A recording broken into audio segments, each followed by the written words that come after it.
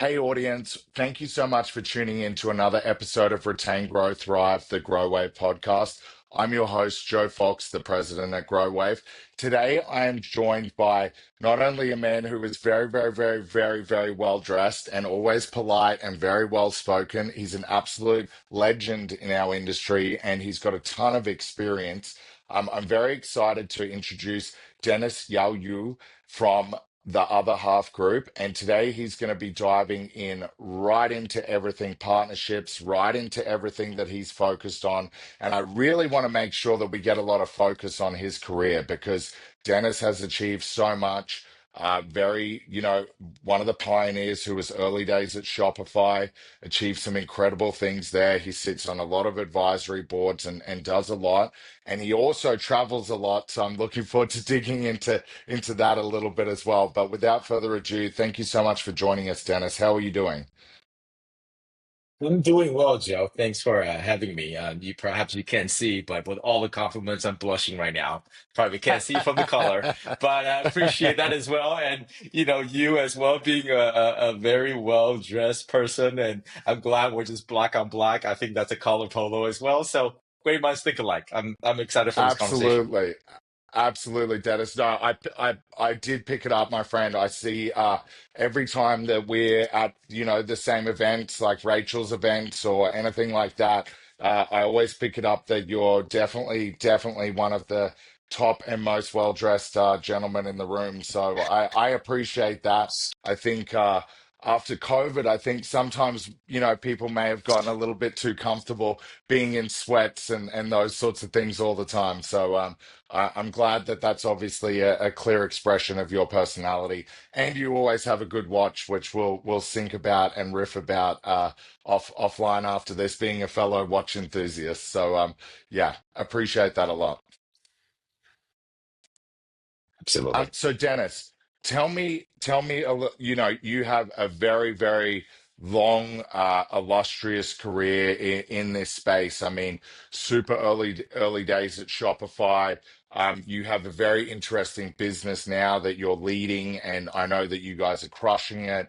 It's something that you and I have kind of spoken about in the background. But for the audience's sake, do you want to give us a little bit of a background around? Your career and where you're at now and what your focus is now. Yeah, no, absolutely. I think my career is a little bit unique, I would say, compared to a lot of our peers and also friends with friends in this space. Actually, I've been in commerce pretty much my entire career, so 20 years plus.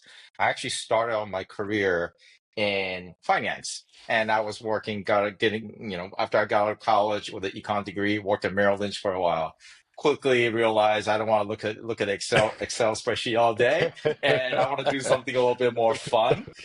So I went into retail, and I think at the end of the day, it would all make sense. But as I look back into my career, like how that happened, um, I actually, my family started manufacturing for sportswear like Nike, J.C. Penney in the 80s in Asia. Wow.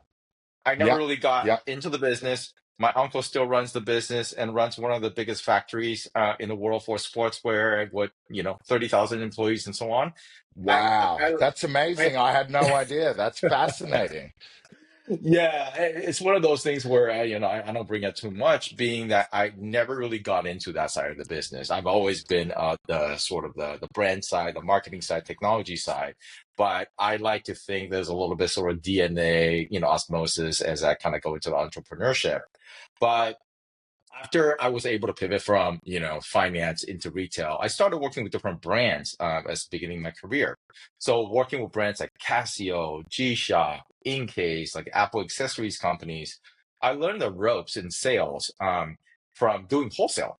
So this is the part where you're literally back in the days taking samples. You going to the buying offices of Macy's, showing samples, selling, and taking POs, taking orders, and understanding the merchandising, how that affects sales, and from a seasonality standpoint. So I really cut my teeth in that sort of traditional branded wholesale environment. And I would say my second part of my career was when I was about, I would say 5, 6 years in doing that. And I started seeing the shift of the growth not coming from physical retail Hmm. and coming from e-commerce, a marketplace. I was like, okay, crap, like I better, shift my career. Otherwise, this is getting tougher and tougher. I was lucky enough to start working for a company called Leaf Group. It was called Demand Media in Santa Monica. They're a small cap public traded company that owns like media publishing entities like eHealth.com, Livestrong, Well and Good. And then they own a bunch of e-commerce entities like Society6, Saatchi Art, Yep. Tonight Design. So I was brought in as a head of BD there and doing a lot of strategic alliances, M&A transactions, and just a lot of enterprise type of deals. And spent 3 years there, grew that sort of the B2B side of the business to threefold. And then at one point, Society6 still exists right now and still a great platform. And at one point, it's like a $200 million company. So taking that sort of learning, I went to my next stop, which is art.com, ART. Been around for a while, right? Like e-commerce Yeah, marketplace, the world's largest art marketplace, vertically integrated. absolutely. Yeah, Yes, and yeah. it was fun. Like that was a different experience because I was brought in along with their change management. They hired the CMO from Lyft as the CEO. So restructuring, reorg with the goal of selling off the business at some point. So I was brought in to head up the entire B2B enterprise revenue. So I had sales teams, that's all account management team under me, and spent about a little bit over a year there in a turnaround situation, and we are able to sell up the company to Walmart. And so after that, I'll quickly kind of go over, but I spent a couple of years in academia at USC, which is my alma mater. It was by Yep. chance somebody over there reached out and say, "Hey, Dennis, like, would you like to come here and run this supply chain institute?" And Amazing. it exactly, right? Like that was my sort of that was one part of what I was thinking about. The other part was like, crap, like I'm not a supply chain person. I don't know anything Yeah. about supply chain. Yeah. And they're like, well, it's okay. We have the experts, right? Like we have the Yes. PhDs. You come here, run the business side of it. Now looking back, it was such a wonderful 2 years of experience because I was managing the board governance there. And so you have a lot of PEs and you have a lot of like SVP executives from like Fortune 10s, which gave me a different lens, a different sort of network, of community of folks that, that were startup oriented. Spent 2 years there, loved it, still love academics and academia. And the next year I joined Shopify and I was managing the customer success organization from the West Coast, on the segments of the large and some a little bit more strategic, a little strategic as well. So in my portfolio, we had about $8 billion in GMV, a team of MSMs, or customer success reps that were managing like True Classic Teas, Dr. Squatch, some of the highest growing brands on Shopify. That gave me a learning and lens on post sales. So Yep. if you look at it from that standpoint, once again, been in sales, been in customer success, and then joined another, after about 3 years or so, joined another Series B startup at video commerce space, was the VP of revenue and then VP of partnerships there. Yep. So all Yep. that to say, right? That's Yeah. amazing. Like I don't want to cut you off, but like that is Yeah. such an impressive career and so incredible. And I mean, you mentioned about the opportunity that came your way. That to me is like you earned that. You deserve that. People can clearly see that talent because every sort of single role that you mentioned there, it's all incredible, like, high risk, high opportunity, high Yeah. reward, kind of opportunities. And I think that's absolutely amazing. And it makes sense to me knowing you, you know what I mean? And I think what an interesting, cool life, really, you know what I Yeah. mean? Yeah. Like Yeah. being able to have that broad experience. I'd be remiss if we didn't dive into the Shopify component. I mean, Hmm. um, the majority of our audience are our customers, and all of our customers are Shopify, and Growave is Shopify only. And we're leaning more and more to getting our, kind of built for Shopify certification. So I'd love to Hmm. know, Dennis, because you fired off some really cool brands there that would have, I imagine, been, some of the largest brands that Shopify was working with at that time. And obviously that fed very well into, as you said, that kind of post-purchase experience. How do you feel? and this is just, purely opinion based, but how have you seen Shopify evolve from when you were kind of there working on that, growing and managing those teams to where it is now? Obviously, I feel like now they're really going after the whole commerce experience. They're not just focused on D2C or B2C. They're really going after that B2B. Obviously, you had a lot of B2B enterprise sales experience. Where are your thoughts around where that's headed and what it may look like soon? Yeah, so it's very interesting. When I first joined Shopify, it was during early years of COVID time. And obviously during that time, everything was changing. The commerce landscape was changing. As you remember, like before Yeah, COVID, I think e-commerce was only 3-4% of entire retail, right? It yeah, was growing, yeah, but it was still a small percentage, and then essentially accelerated that growth to double digits of entire retail. And there's no looking back in a sense, even though it kind of course correct a little bit. But you still remember, like, buy now, pay later. Like that was launched yes, then. yeah, Buy online, pick up in store, right? Like yeah, people really, really creative. And I think Shopify sort of show its own strength and its own nature of who it is. In short, it's a beast during that time. Because during that time, you, as any sort of platform, any of the competitors, they had to pivot and really launch a product and features at a very, very fast pace. And Shopify was able to do that. So to answer your question, when I first joined Shopify, what it was Shopify was targeting, had a strong foothold and still does in SMBs and mid market, right? yes, Like yeah, it's almost a joke, but not to sound like cocky, but just being in customer success, we we almost dare the merchants to I want to be careful, not dare. We almost say, that the churn rate was so low, and we were so confident if you churn for any reason other than financial challenges, you're gonna come back. We yes, saw yeah, a lot of boomerang. It's like, yeah, in a way, it's like, yeah, where are you going to go? Like, yeah, especially for that size segments of the customers, right? Because yes, the yeah, product is so good, because that ecosystem is so special. No other platform has an ecosystem like Shopify, no, as you know. Um, yes, yeah, that's really the value for the merchants and brands to say, well, it's a self-service type of platform. I can launch a brand in such a short time, and I can plug and play, Growave, other type of technology platforms, technology apps to help me grow to the point where it's $100 million plus, right? So yeah, that's where we were at that time. And as Shopify's grown during that transition, and to be more, I wouldn't say focused, but to expand up market into the enterprise, things were changing. So I think yes, the learning, understanding of the needs of enterprises are very different than mid-markets SMB, as you know. Um, the complexity, the rollout of composable, like that was due to enterprise. The more focus on B2B POS, that's due to enterprise. Because yes, if you're gonna service the Best Buys of the world, like they need that POS to work with, sort of online in all absolutely, ways possible, yeah, right? yeah, Um, so I think that's kind of where it's evolving.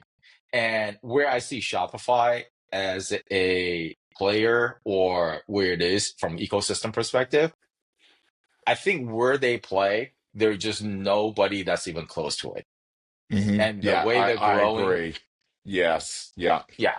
So yeah, no. So I think it's a very it's a great team. They have the right team to kind of take it to the next level. They still got some ways to go in the enterprise space, because when you look at B2B, for example, I was also at the big summit, or right now it's called, the oh, big the big conference. There yeah, are a lot of B2B distributors, there are a lot of B2B clients over there. There's a very distinct difference between the B2B world and also where Shopify plays. But I think yes, because of that, there's opportunities, right? Like these clients, when can Shopify service a B2B like a Ingram Micros of the world?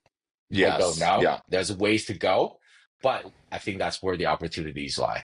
No, So absolutely, Dennis. That's such an accurate assessment, and I agree with it 100%. And I think, you know, it's it's interesting to see the things like, you mentioned around the POS kind of things and all of that. And I feel like one thing I've noticed on a product side at Growave is like when we Mhm. work with the Shopify team and we say, okay, we want to make sure that we have the best in class loyalty, POS to complement what you're doing.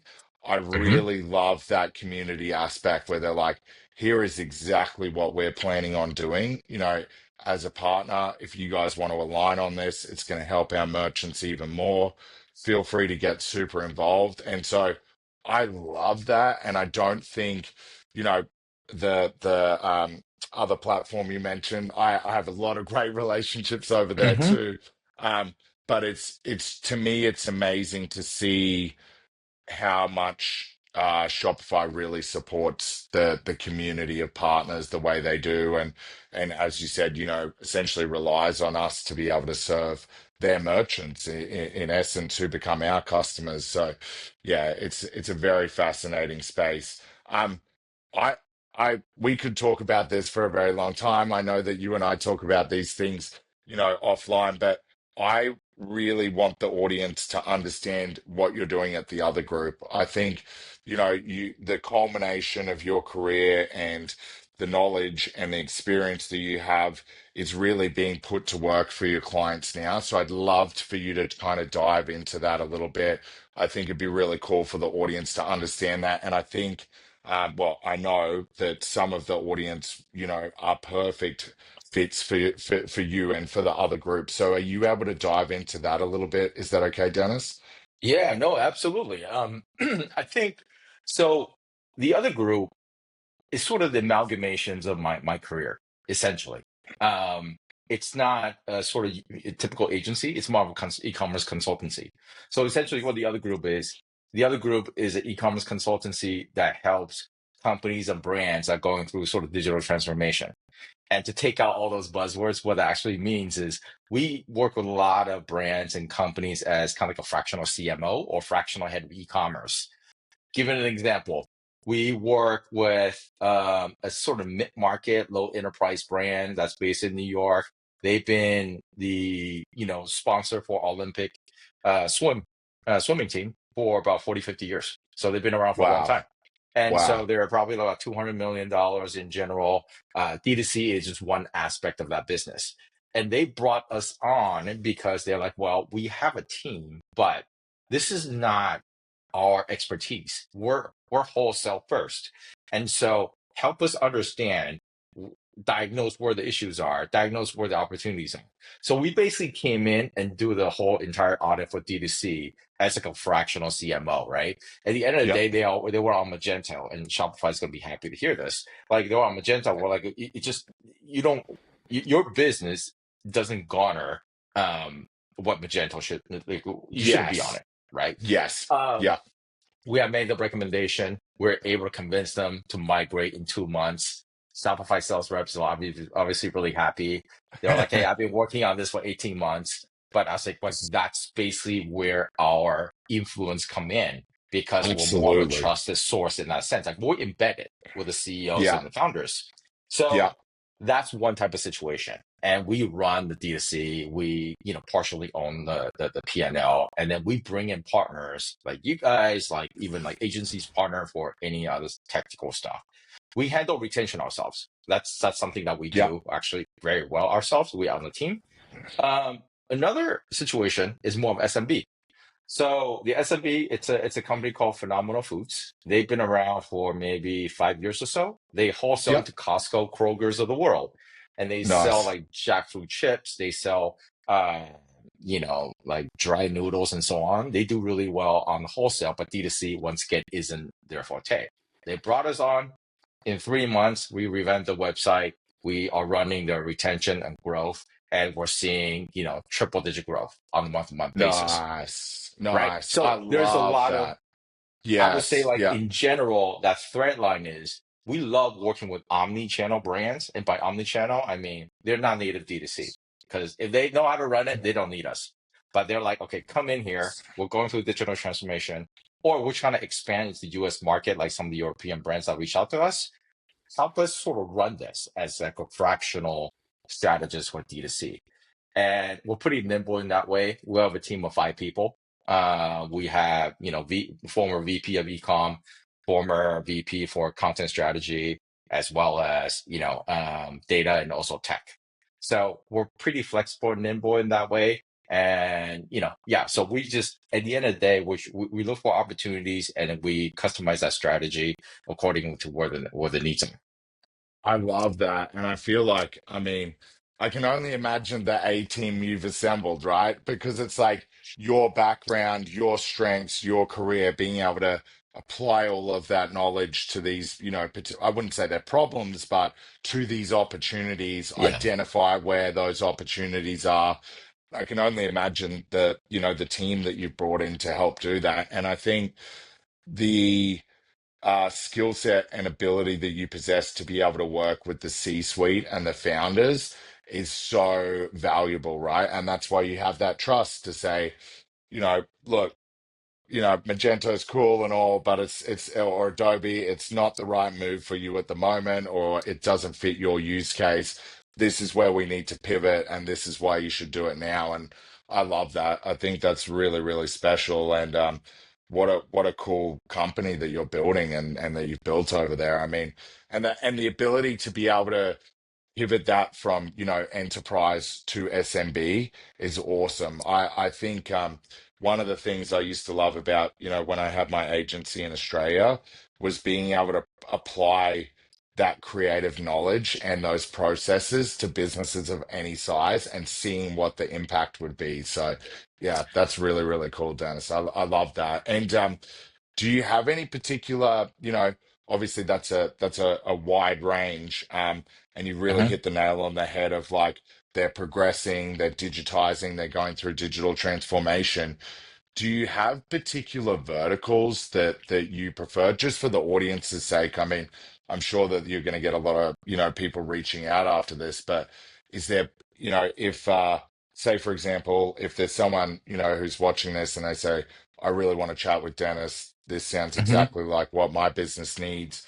Um, is there particular verticals that you look Mhm. to work with or Yeah, no, I think we align really well within sort of Shopify's verticals, yeah, right? So your lifestyle vertical, whether it's like apparel, fashion, footwear, obviously just having the experience from a retail perspective, like back in my days, like really helps in terms of understanding the product, merchandising, sell through, and so on, and how that translates online as well. The other vertical we're focusing quite a bit on is CPG. Like I mentioned, because yes, there are a lot of these, we do work with enterprise, of course, like mid-market, but I would say yeah, a lot of founders, because of what we do, we bring even more value to a lot of, companies that are perhaps generating anywhere between like 3 to like 30, 40 million yeah, overall in general. And usually yeah, they have a good foundation of revenue from wholesale where they want to start investing into the D2C. And the CPGs have a lot of those types of scenarios, right? It's like their primary channel could be like Amazon or wholesale, but DTC is one aspect of it. Like depending on what the product category is, they want to grow more. So we fit in really well in that sense. Um, yeah, so I think that aligns pretty well. Once again, like some of the verticals that Shopify is also focusing on, and partnering up with them as a platform, as a product has been really good, valuable for both sides. absolutely. Yeah. And I hope you get lots of samples from all of the brands that you're working with because that's Yeah, really cool. I think I remember once again with my agency days, like we yeah, did a lot of we worked with a lot of food service brands and CPG brands too. And you'd always get these big goodie boxes and or yeah, everyone in yeah, the office, particularly the developers, would be like into these snacks and everything like that. And yeah. yeah, doing I doing mean, their I mean, sprint. fun Yeah. story for you, right? Like, so I went to Expo West this year, and that was Yep. my first time being at Expo West. And like when you go to a lot of conferences, a lot of trade shows, most of the time you're working and you're walking, and you don't have time to eat, and you just gobble down whatever. But that was the Yep. first show, is go to Expo West, you never get hungry. because everywhere Yeah. you go, you're just picking up samples, Snacks and they're all like everywhere. Yeah. delicious. I know, like that was. I was like, this is the best conference ever. Yeah, it's like walking around Costco on a Saturday or a Sunday. There's just samples everywhere. I love it. I'm a Yeah, yeah. big fan of that. And I always think like, with those with CPG brands and food service brands, food is such an emotional connector. Yeah. And if you can give someone a sample, I'll use the Costco example. I think it's they're built protein collagen bars or something like that, Mm, right? And hmm. my wife and I, we do the Costco run once every couple of weeks. Then we visit the local butcher for like fresh meat and stuff for the week, and the local grocer. But when we went to Costco this particular time, they had reps from that built puff protein, bars or whatever, and instead of cutting them up into little pieces, they were just like, here, try one of every flavor. And we've been hooked on these things forever, right? And like we have a Yeah. subscription set up. They've nailed their strategy of getting out of just being in Costco to really driving customers to their website and having that experience and getting them delivered to your door on repeat. I'm assuming it's probably with Recharge or one of these, but it's really cool the way Yeah. that they've set all of that up and done that. But that's the power of this the e-commerce environment that we live in, and I think that's so cool that you're helping brands do that and giving brands that have also been around for some time a new lease on life and a new opportunity and new channels. I think that is amazing. Like that's really really cool storytelling that can be done with that. And we could talk all day, Dennis, but talking about the storytelling thing, I really Hmm. want people and encourage people to connect and follow Dennis on LinkedIn. I'll make sure that his LinkedIn profile is connected below. The reason why is I love your LinkedIn content. Oh, thank you.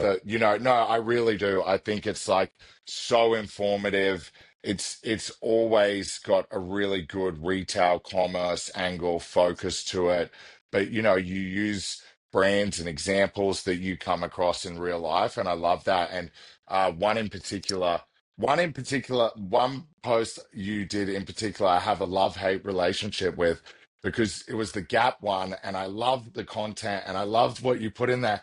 But I tried to get the jacket that was in the shot, the camouflage jacket, Yes. all sold out in every size but medium, and I was just like I was so frustrated because I really and for me, you know Gap isn't in like coming from Australia. Obviously, Gap has such a heritage here in the US, and it's not necessarily a store that I would kind of like go Hmm. to, right? Like just because Hmm. it's not a part of my heritage, I'm more likely to go to say a Lululemon because they've been retail in Australia for a very long time, as Hmm. well as having a strong e-com presence there.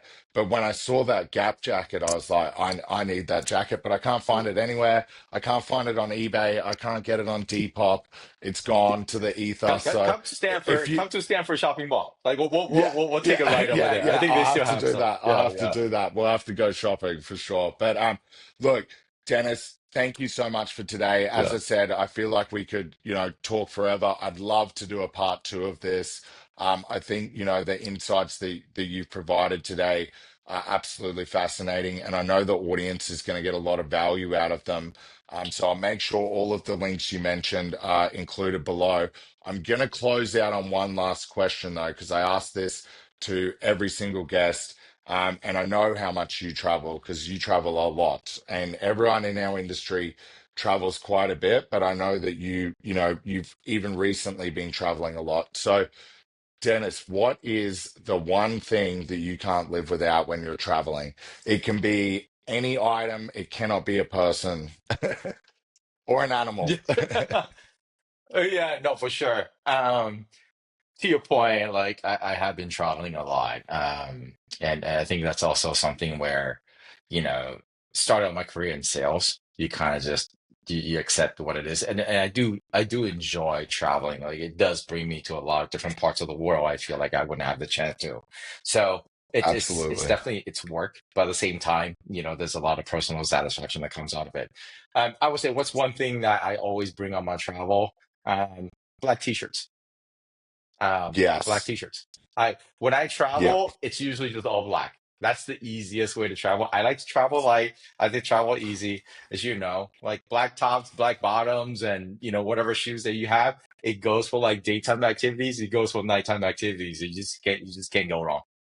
I love that. I love that. And it's such a good tip because all it takes is for someone in the seat next to you to accidentally bump their coffee or their orange juice on a morning Yeah, flight, early flight for a full day of meetings in New York, and your day is yeah, absolutely ruined if you're wearing anything but black. So yeah, couldn't yeah. agree more with that one. That's a really good one. Okay, so bonus points then, any particular brand? Because I used to Ooh, always opt for Sunspell black t-shirts made in okay. Portugal, very good Pima cotton. But I think they may have changed manufacturers of late, or they've changed something because they're just not quite the same quality. But if you have a tip for some, I'll definitely look them up. Yeah, yeah, yeah. So I found back in the days I used to just buy like something basic, whether it's from like Yeah. Banana Republic or Lululemon, so on. I've recently been buying a lot, stocking up on Cuts clothing. Okay. Okay. Yeah. Okay. I'll So check what that what out. what's different about Cuts is they're this is where I'm going to geek out on apparel. And they're the type of fabric they use, it's a good blend of cotton and spandex. So it Mm, has a really good stretch to it, but it yeah. doesn't feel like you're wearing like a spandex for a workout. At the same time, Yes. on the bottom, sometimes like you feel like the shirts are a little bit short, so you're always kind of pulling it down. You feel like you're wearing a Yes. midriff almost. Yep. Yep. Their bottom is actually in a curved hem shape. It's hemmed in a Okay. curved shape, so it covers your front and the back pretty well, while You're on not the having to sides. sit there and just fiddle with it the whole Right. time. Okay, perfect, Exactly. So perfect. yeah. So Okay, I've been stocking up on those.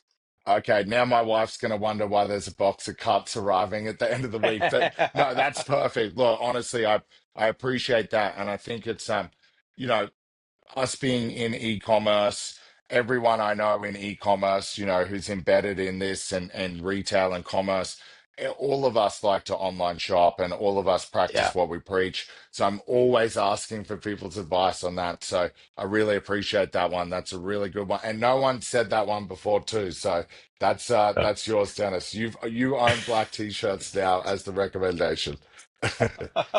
I'm glad. Appreciate it. Appreciate it. Well, look, my friend, thank you so much for coming Yeah. on board. Really thoroughly enjoyed this conversation. Looking forward to when we catch up next. I'm not sure if you're Mhm. going to KBOS in September or. I might go to K Boss. Before that, I might be at Shop Talk Fall. Shop Talk Chicago. Okay. I'm not sure if you're gonna be there. Yes.